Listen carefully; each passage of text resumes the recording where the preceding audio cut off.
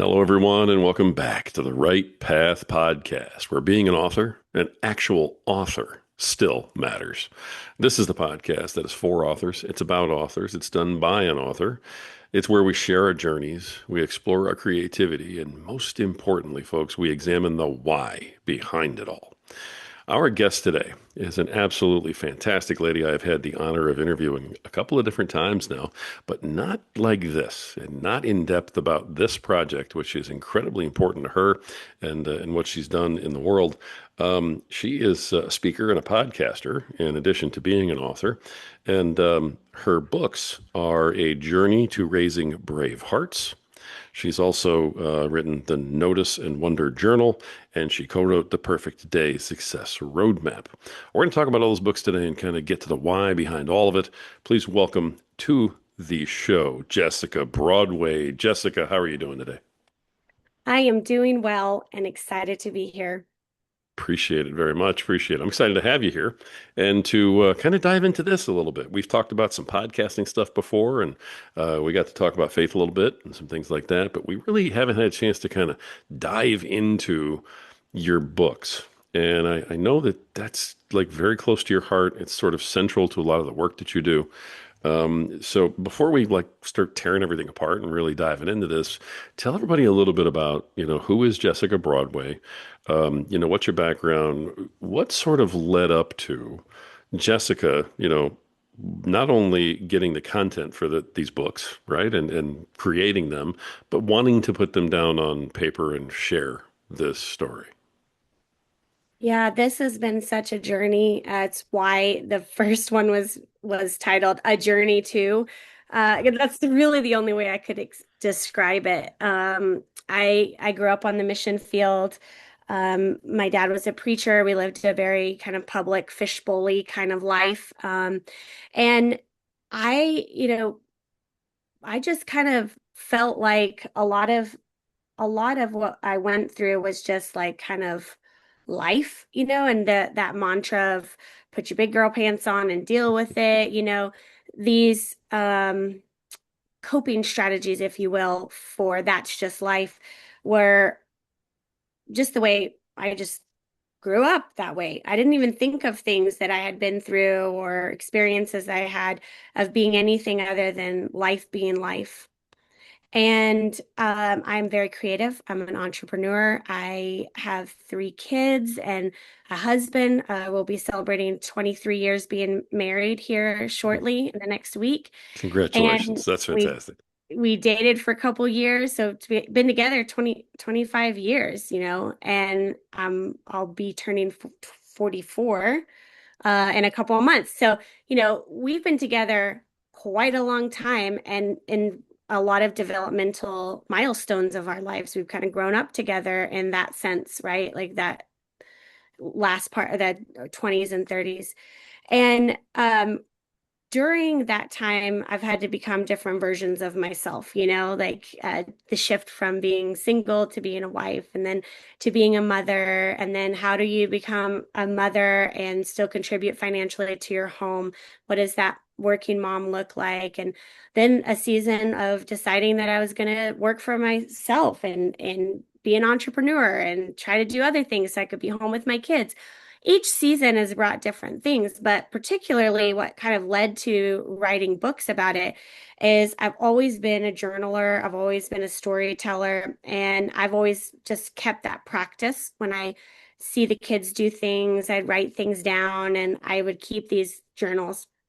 And then in let's see, 2011, is that right? I'll get the date wrong because dates. I don't know. Yeah. No, you wouldn't know, would you? Let's leave dates out of this conversation. That sounds I have great. a lot of blurred dates. Anyway, when my father passed away, that just shook me in a different way.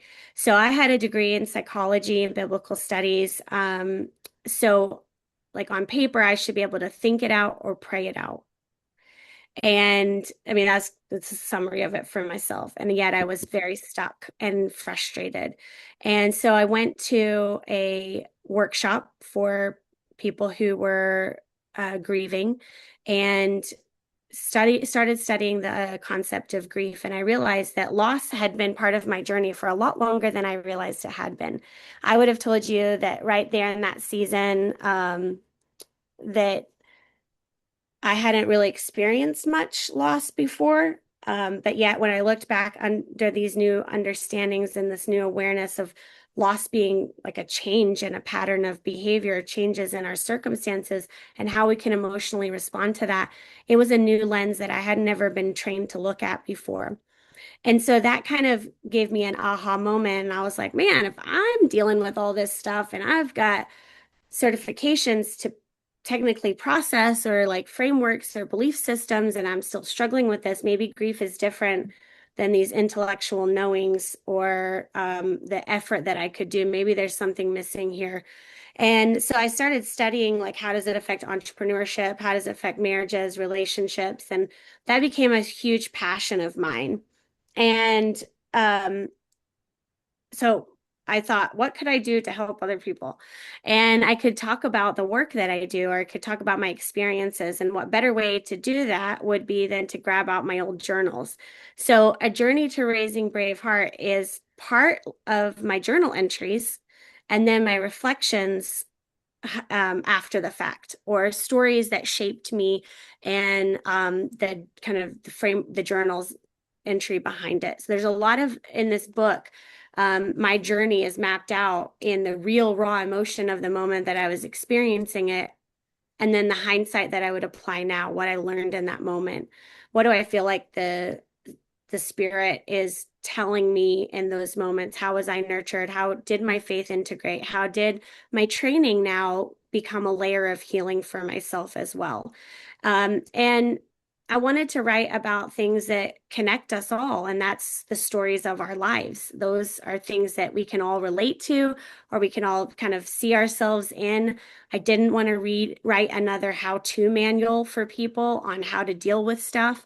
I wanted to be able to let people see themselves in my experiences. And the only way we really can do that is by telling the emotional truth of the moment. And so it's very vulnerable, very personal. But I believe that brave is the internal work you do. And then the courage is the action piece that you step out and do the thing where you create the change.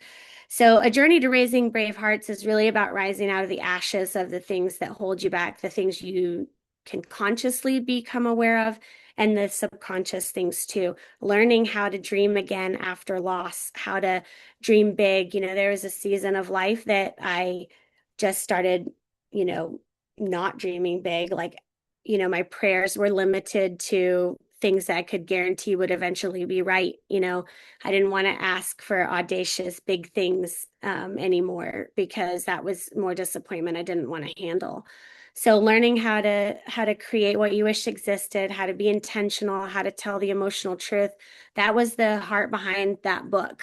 And I'm proud of it. It was my first book, but it truly was a hope and a prayer, and I hope this is something we can dive into, is the how to, how to write a book, because I disqualified myself for a lot more years than I should have. Mm. Okay, I mean, you unpacked a lot. Let me ask a couple questions. I want to get Yeah. right back to that, the how-to of the how-to. I love that. The First, I got to tell you, we all put our own lens on something, and I knew you as a mother and so on, and I knew you had kids before I even knew about the name of the book. And so that's just Hmm. kind of how our relationship was, came together. And then I heard A Journey to Raising Brave Hearts. I instantly slapped a parenting theme on it, and I pictured you and your children, right? Yeah. And me and mine. And so that's exactly what I thought, where we were going. And then the more I've talked to you, and especially after today, it even became more clear. That's not what it's about at all. And raising is not necessarily raising as in children, but it's raising as in raising up, it sounds Hmm. like. So it's Hmm. raising up these brave hearts and building them into brave hearts. And one of the hearts is yours. Yeah, it's about that re-examination phase. And so like this is the cover of the book. And I wanted to create this visual perception of this rising out of this stuff, and raising up your own brave. But then the heart is what connects all of us. And so there's this kind of continual line. And this is actually my son's handwriting. I had him write the word, I said, draw me a picture of what you think a brave heart looks like. And so you drew a heart with the word brave on it. So I pulled the writing and I actually put that on the cover of the book. And that is what it's about. It's not just my brave that I have to embrace and to raise up, that cultivate that healing inside myself. But then how do I look at and recognize what your brave heart is and call that out in you too? Like, how do I encourage you to do the inner work to heal and then take the courage to make the changes in your life that you'd like to see? It's a legacy piece, one of the things that I hated or missed the most about my dad is that like I just missed hearing his wisdom. And so for me, this was also like a little bit of a selfish thing, is that if I was gone when I'm gone, that my kids could look at things and they could go back and read stories and there would be some sort of archive for them too, So it was multi-purpose for me. But it didn't really follow, I don't think, any of the traditional sense of why someone would write a book. But I was just hoping to help some people that might be hurting and give them permission to do some work. Nice. And you actually coach this work too, right? I do. Okay. Yeah. So the book sounds like it's a pretty integral part of the coaching. It is. I suppose I tried to really stay out of the intellectual space of like telling people what to do, but I also did give exercises and insight in there too. But as an integrative growth and grief specialist, I work on helping people integrate the happy and sad. And integrated growth is about being more of who you are, not less of who you are. It's not about, trying to overcome stuff, but about embracing those pieces of you. But grief is definitely a lens that we kind of look through to see the nuances of unhealed pieces of our hearts. Wow. Okay. Let's get back to what you wanted to talk about a minute ago, and that is let's get into the nitty-gritty of the how-to of the how-to. I mean, you're sitting here, you got a pile of journals, right, all over the table, and you're like, all right, I'm going to take all this information and I'm going to write a book. Mhm. Where do you start? How did that go? What did you learn along the way? Well, I think I broke a fair share of like writers' books or whatever the authors' courses are out there because I knew nothing. I really didn't. Um I didn't know anything about that world. I didn't know about self-publishing. And I had a good friend who had written a self-published before. And she's like, you don't need like you could just write the book and put it out there. Like you don't have to be a bestseller. You don't have to, do a bunch of and those things are helpful. But I think one thing that people need to know is, why do you want to write a book? If you want to write a book to make money, there's a different strategy. If you want to write a book to keep a promise to yourself and do something, you can throw all those rules out the window and just get it done. So I took all these journals and I knew that, yeah, if you make a couple bucks, that's great. But I wanted to have something. I wanted to create this thing that I've been telling myself I'd do for a very long time and never done. So I took all the journals and I started sorting them out into these stories. And, I've mentioned this on another podcast before, but I had a real reckoning moment when I was rocking my baby, my newborn, and I couldn't use my voice. I was waiting for a vocal cord surgery. And I was like, fine, if I can't talk, like, what do you want me to hear, God? And he very clearly said, it's time to tell the story. So I made a commitment to just continue to write down every story that came to mind over those next couple of years and then start sorting them. And I pieced them together with old journals that I had and things like that. And that was a very natural writing style for me because I could preserve the moment and not try to recreate it, but I could show people that I was really feeling these things. And sometimes I feel like there is a disconnect when we hear stories that we're like, yeah, but you're looking at the story after the fact. Like, how were you at in the moment? And I can share those because I shared the journal entry and I can show you how I felt in that moment. And I can be raw and I can be real. And then I can show you the lessons I learned after that. So I took all of them and I started organizing them, typing them into the computer and sorting them based on themes and what was some overall message that I wanted to talk about brave moments and lessons that I had learned in life and how are these all going to piece together. And then I just got on Fiverr and got myself an editor and sent it away.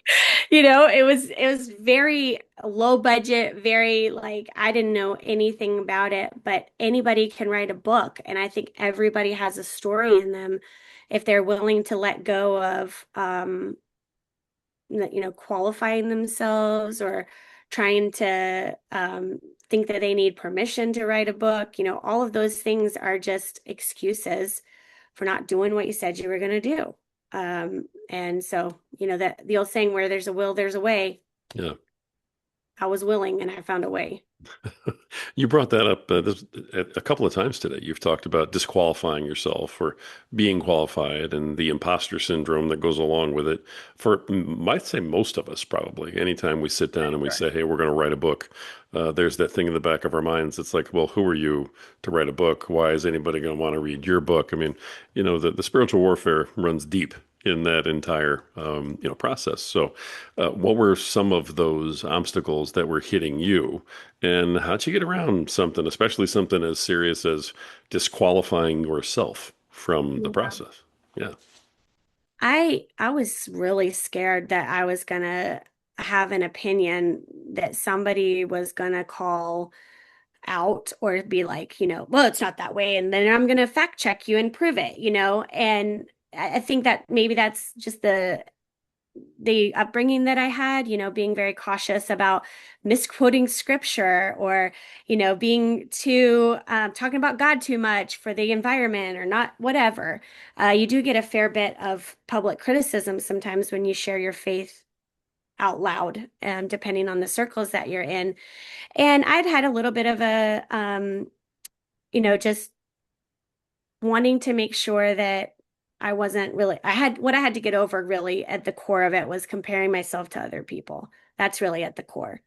My story versus someone else. I know people that have got much more traumatic stories than I do, but does that make my story any less worth telling? right. That Yeah, comparison is the thief of all joy. And it is going to be the low-hanging fruit and the permission that you'll try to give yourself, talk yourself out of doing stuff forever. It's never going to go away. It's always going to be there. So I don't know that the growth factor needs to be in how much it keeps showing up for you, but that you are able to recognize it sooner and get over it faster. It's always going to be there as temptation for you not to. yeah, But yeah, those were the big things is I didn't want to offend people. I don't start out offending people.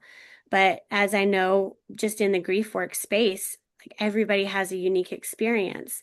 And everybody is entitled to their own experience. But even when you share yours, you're going to invite people to measure themselves against you and say, well, that was really, in fact, I got feedback like that. Well, it must have been nice to have a dad like that.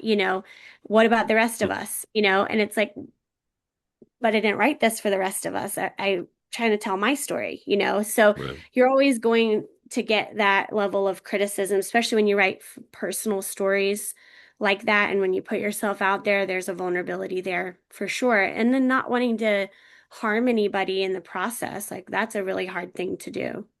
For sure. It's not hard to not harm people. What I'm saying is it's a very vulnerable thing. It can keep you from writing a story or telling your story, especially if sometimes that has pain attached to it and heartbreak. Right, right. The topic, just the space that you're in when you're talking about grief and Mhm. loss and how people process it and the whole nine yards, and then you add in your own history and your own processes of your own experiences. There's so much there, and there's so many sensitive turns in Mhm. this topic. Um, what do you find are some of the most I guess I don't want to say most popular, most common. There we go.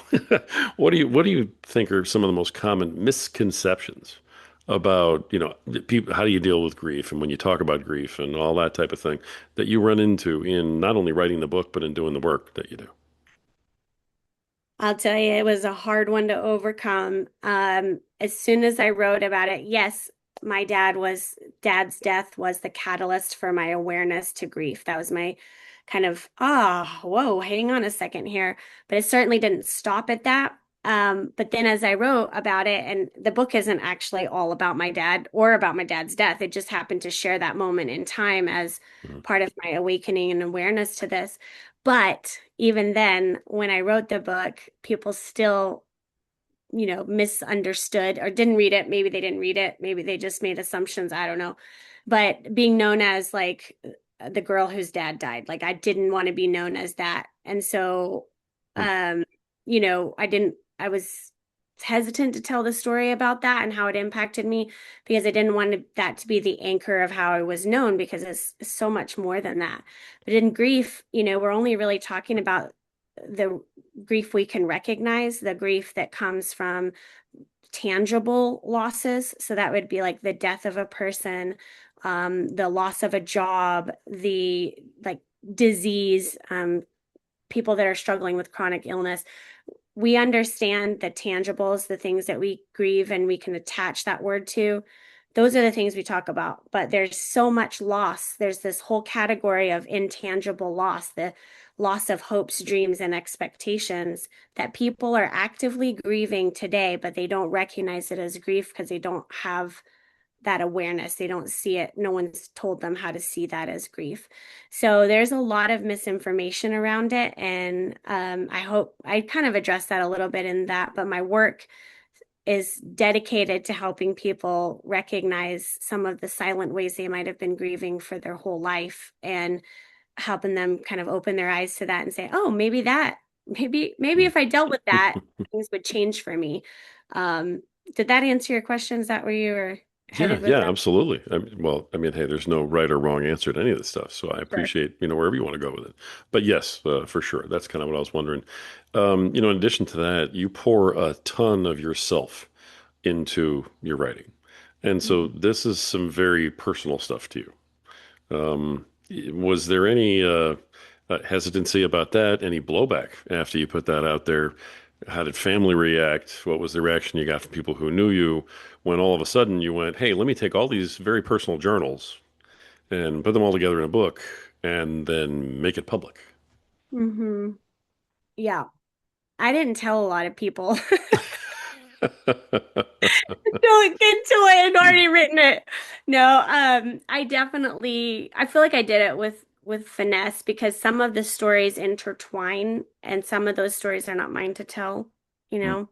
They impacted me, but they're not mine to tell. Yeah. And so there was a way of this is what was so important to me is that we tell the emotional truth. So when I work with people, um, we have to make a commitment to total honesty with one another. Okay.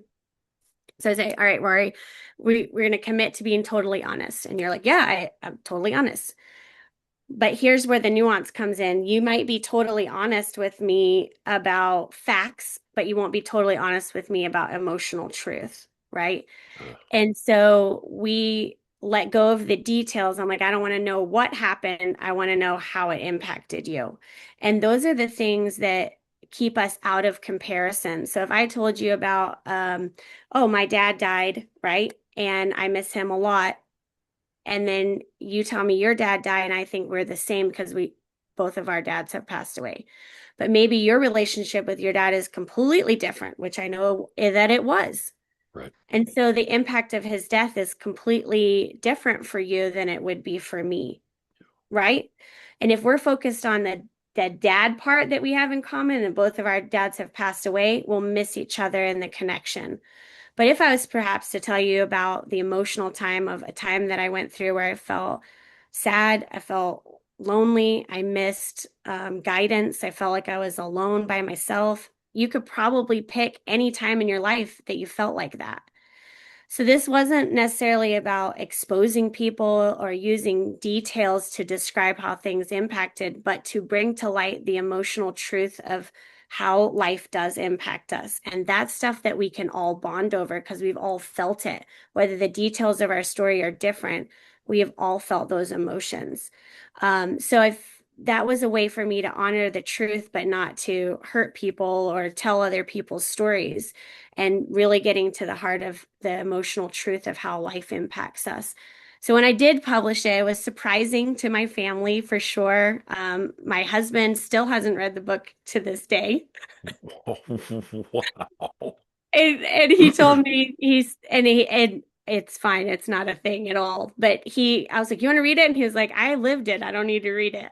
So there was a lot of trust in my family, and my sisters have read it, my brother has read it, and we all had a good read about Christmas. It came out at Christmas time, and so my mom read some of my book to the family, and we all had a great time with it.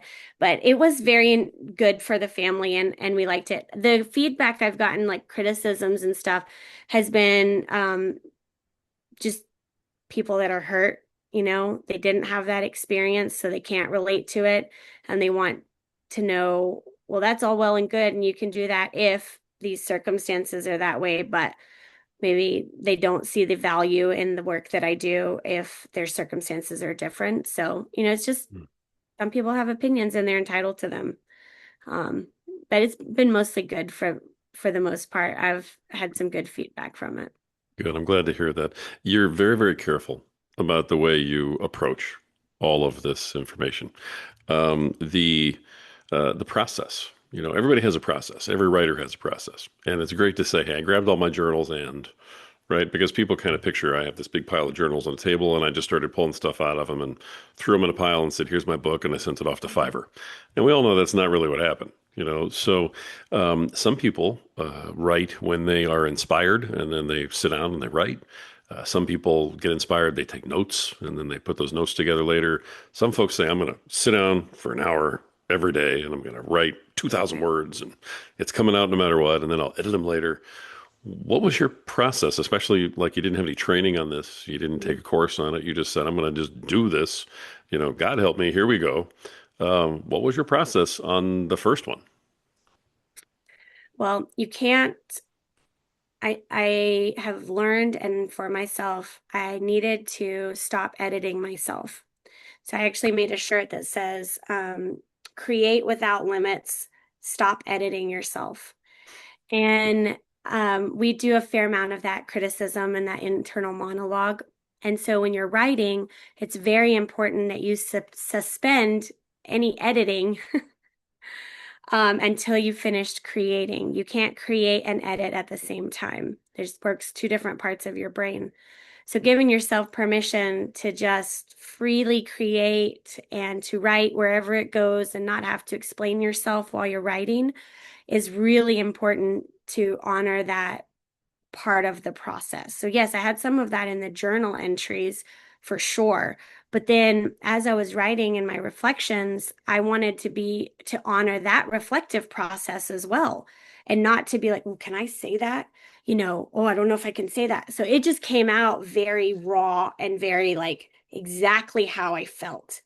And then I used the editorial process and the creative language process of, well, how might I say this in a way that encapsulates the severity of it without giving the details of it, right? So, for example, one line in my book is, our family has had their fair share of Hallmark movies moments and Lifetime movie moments. So, by saying that, every Hallmark movie that you've run through your head just went through your head, and every Lifetime movie full of drama went through your head, right? Exactly, right. And so I And didn't they're have different. to, right. And I didn't have to go down the nitty-gritty to help you understand that there's a duality there to the stories that we have and the experiences that we have.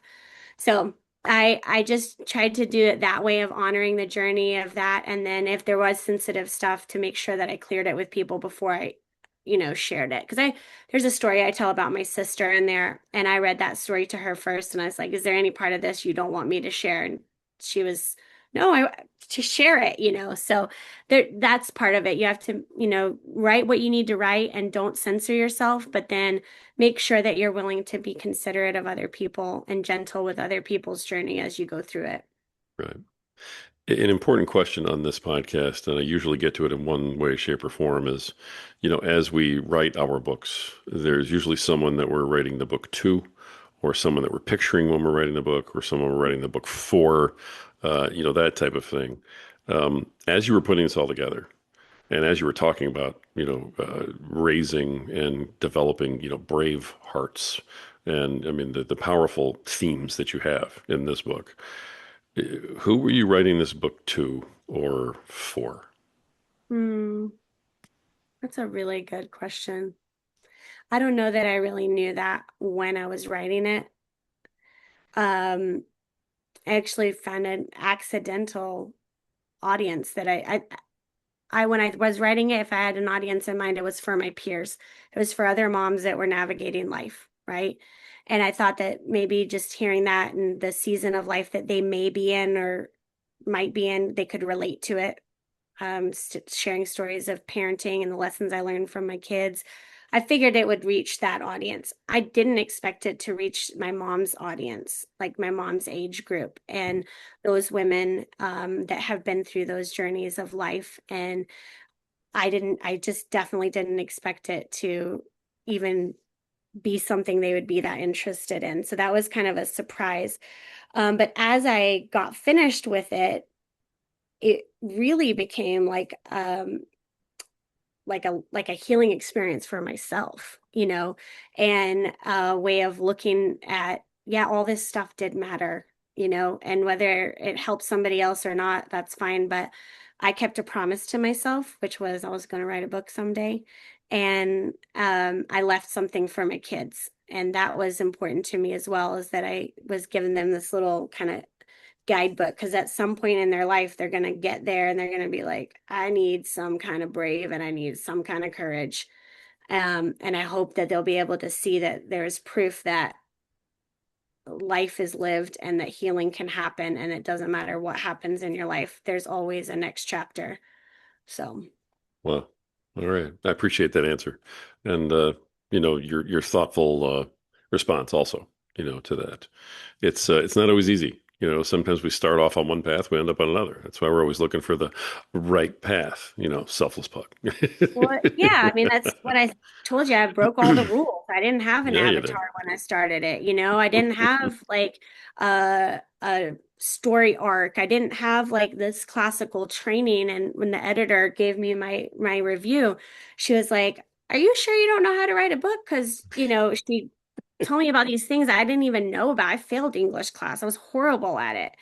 But she was talking about, your plot and your heroine and your, the art, the story arc. And I was like, what are these new terms? I have no idea. And sometimes I think that when you get into want to do something, you can get too much in your own head and making sure you check all the boxes, and you lose that inspired action behind something, and you try to perform your way through it or try to make sure that everything's perfect before you get started. And I've just learned, or my way of doing things is doing it will teach me everything I need to know. Beautiful. The Journey to Raising Brave Hearts then is the first book that comes out. The Mhm. Your next book was the Notice and Wonder Journal. Now, is that an homage to the journals that led to the first book in the first place, or where where's the connection there, and what's that book about for everybody? Yeah, so Notice and Wonder is actually an educational tool that they use a lot in the education platforms and helping kids with um, being curious and learning and all of that stuff. But it's usually seen as just like two things, like notice and wonder. And I see that as like a three-step process. The and is a piece of that. So I want to notice what's going on. I want to be wonder about it. And how do I bring those together so that I can keep moving forward? And when I wrote that journal, it was to use that framework and that tool that I use in coaching and teaching that mindset to people and helping them notice how God is using them and wondering, or noticing God and wondering how he's going to use you. I notice that I'm feeling really strong emotions about this, and I wonder what memory is that attached to? Or I wonder why that matters so much to me. Anytime we can shift the brain from being critical to curious, we win, right? And so this was an exercise. It started out as a 10-day exercise that I just did a 10-day challenge on this mindset. And I was smart enough to survey people going in and then on the way out because I was really curious, like, what does this look like?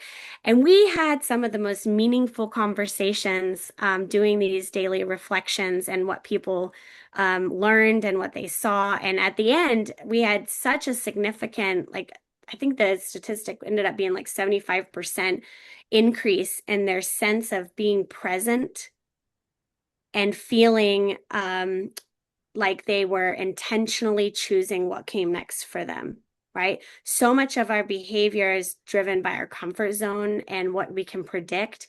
And a lot of life goes on autopilot. And so the Notice and Wonder Journal is really designed to help people pay attention, be present, be reflective, and start to recognize some patterns about areas that they might want to change. Nice. Wonderful. And then the third book, The Perfect Day Success Roadmap. Now, you're giving a talk on the Mhm. perfect day in June, and you're going to be on a stage talking about I that. am. Yeah, Yes. which is awesome. So I Congratulations. do this. Yeah, I do this with my partner, my business partner, Justin Gabossi. He's a human optimization coach. And we were kind of spitballing some stuff one day. And, if you can feel better, then you'll think better, then you'll live better, right? Like that's the ultimate formula.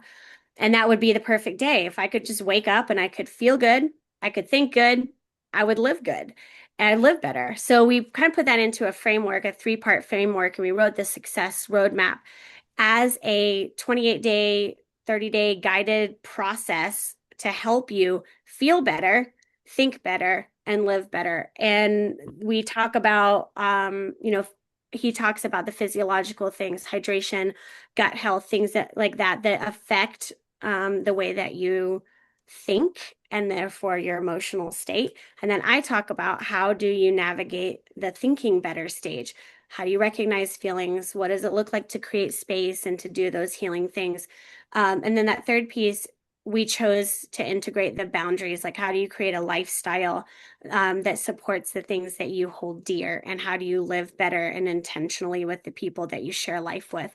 So that was our first journal, and it really just kind of walks people through exercises for mind mapping and for like a life wheel assessment, looking for areas that they need to grow in. So we teach the live workshop, and actually we have a 4-hour master class that we sell on our website, and then we have the guided workbook that goes with it. But um, if someone just bought the workbook on Amazon, they would still get a lot of value out of it, even if they didn't have the course to go with it. Nice. All right. And that's coming up in June. Yep. So we'll be looking for that as well. The now this whole stream of books, now that you're a part of, this all started with the Brave Heart, movement at the beginning. At this point, having, written two, co-written another one, do you consider yourself an author? I do. I Awesome. do. Why? Why is it okay now? Right. Yeah, I suppose that before I would have called myself probably a writer, Hmm. because I hadn't published anything. I thought that you had to publish a book to be considered an author. It was a little probably more just a misunderstanding or assumptions that I had about the process. And now I would even consider, I would just expand the definition quite considerably. I would have been a lot more gracious with myself. But I think it's just social status and things. And it's weird. Like once you write a book, it's not, oh, it's so good that you wrote a book. It's, well, were you a bestseller? And then it's, well, how many books have you written? Like, you know what I mean? I don't know if you've experienced that, but when I told people I was an author, instead of being excited that you finally published your book, the conversation shifted very quickly to, well, so was it a bestseller? oh, no, I didn't write it to be a bestseller. I did it so I could do something, you know? And then you go into the room, and the next room is, well, I've written 3 books. How many books have you written? You know?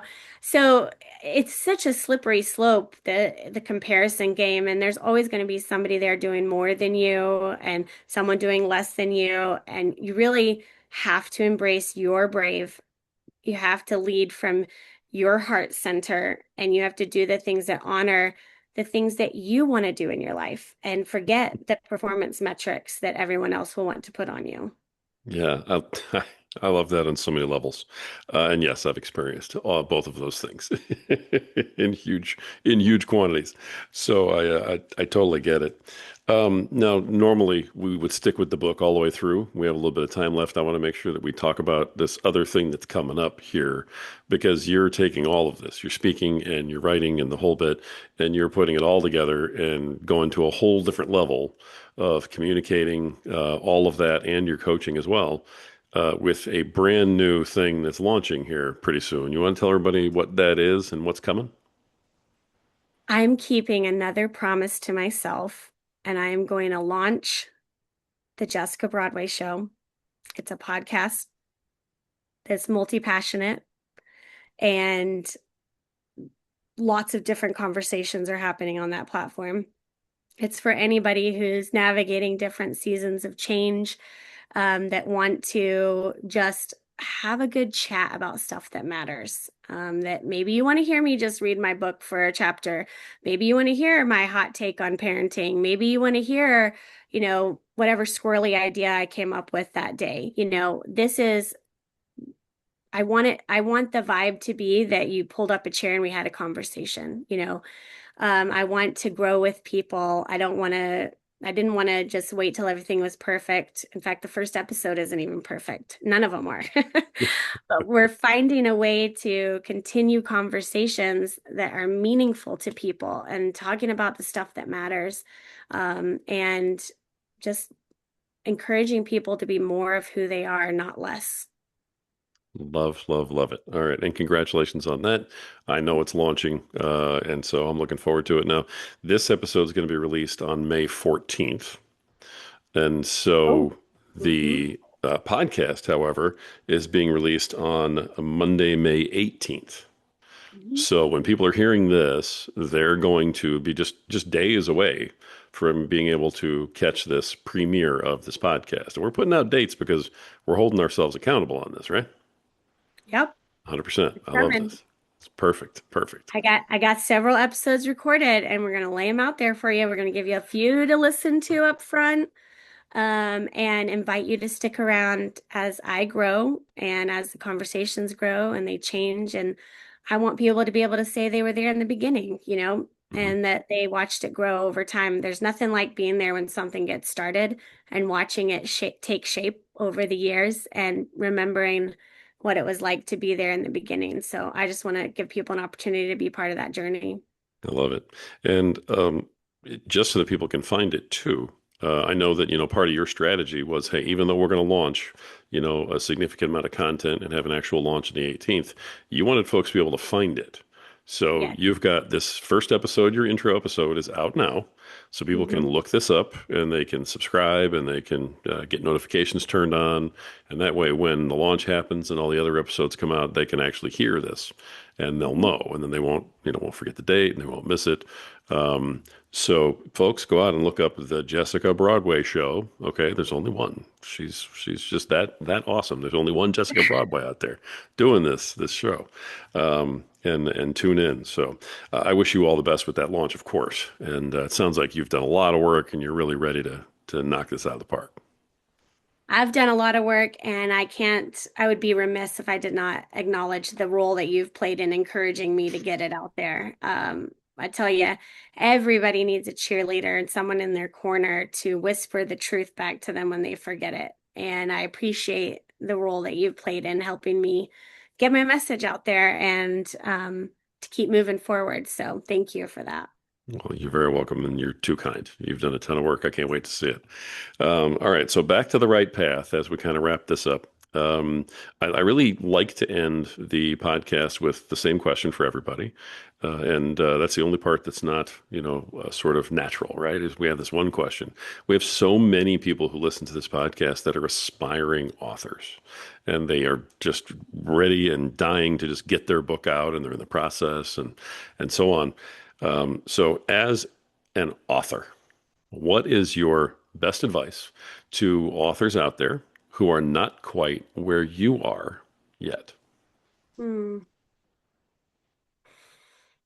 that's a good one. Makes me think about a lot of different angles. I would encourage you to sit with, why do you want to write the book? If it's because you want to make some money, that's great, but there will be a different strategy for that, and there will be different conversations you have to have. If you make money and that's okay, but you're really doing it to keep a promise to yourself or do the thing that you never thought you could do, there's a different strategy for that. And that has to be one of the foundational questions that you ask yourself, because all the reasons that you haven't already done it are probably not the real reason you haven't done it. The real reason you haven't done it yet is because you haven't decided why it's important and who benefits if you do it. Like, that's a really important question to ask yourself. So once you figure out why you want to write it and who's going to benefit if you do, or who you hope benefits if you do, you kind of start piecing together the pieces of it. That why pulls you through to the end of it. So that's what I would tell them. Spend some time figuring out why. If you're not already a published author and you haven't already done the thing, spend some time figuring out what it is why you actually want to do it. Love it. Absolutely love it. All right, folks, Jessica Broadway, the speaker, author, coach, mom, and podcaster, coming out on May 18th. Do not miss the Jessica Broadway Show, coming to all of the top platforms out there. Jessica, you've been absolutely amazing. Your book is fantastic. And I thank you so much for coming on the show today and sharing so much of your journey with the people out there who I think really, really need it. Thanks for being here. Thanks for having me. Absolutely. Folks, this has been another fantastic episode of the Right Path Podcast, where the truth still matters and words still have power. This is the place for authors who know that every single page is a step forward towards finding your right path. Until next time.